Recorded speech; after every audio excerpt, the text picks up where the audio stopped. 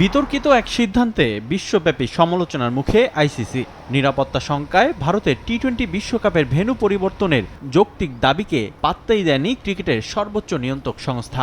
বিসিবির নিরাপত্তা উদ্বেগকে গুরুত্ব না দিয়ে দ্বিমুখী আচরণ করায় জয়সার নেতৃত্বাধীন আইসিসিকে সমালোচনার মুখে পড়তে হচ্ছে খোদ ভারতেই।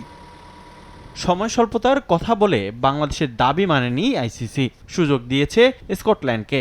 শুধুমাত্র নিজেদের আধিপত্য ও অহংকার টিকিয়ে রাখতেই যে এমন সিদ্ধান্ত নিয়েছে আইসিসি তা সহজেই অনুমেয়, কারণ স্কটিশদের সুযোগ দিয়ে বড় আর্থিক ক্ষতির মুখে পড়ছে ক্রিকেটের সর্বোচ্চ নিয়ন্ত্রক সংস্থা।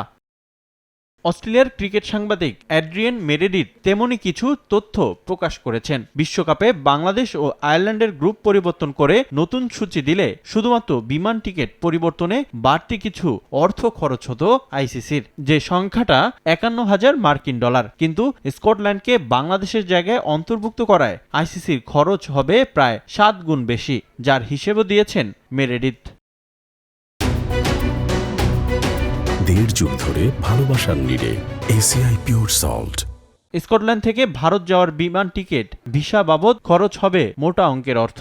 শেষ মুহূর্তে অংশগ্রহণ নিশ্চিত করায় বেশি অর্থ দিয়ে টিকিট করতে হবে স্কটল্যান্ডের ক্রিকেটারদের, যে খরচের পুরোটাই বহন করবে আইসিসি।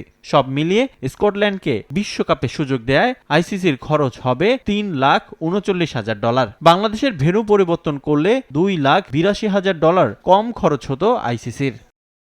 শুধু বাড়তি খরচ নয়, বাংলাদেশ অংশ না নেওয়ায় বড় ধরনের রাজস্ব হারাবে আইসিসি। মেরিডিথের হিসেব বলছে মোস্তাফিজ লিটনরা বিশ্বকাপে অংশ নিলে $২৭ মিলিয়ন মার্কিন রাজস্ব আয়ের সুযোগ ছিল ক্রিকেটের সর্বোচ্চ সংস্থার, যার বড় একটা অংশ আসত কমার্শিয়াল ও ম্যাচ ডেতে স্টেডিয়ামের টিকিট বিক্রি থেকে। যেখানে স্কটল্যান্ড অংশ নেওয়ায় সর্বোচ্চ $3,৬০,০০০ রাজস্ব পাবে আইসিসি। পার্থক্যটা একেবারে স্পষ্ট।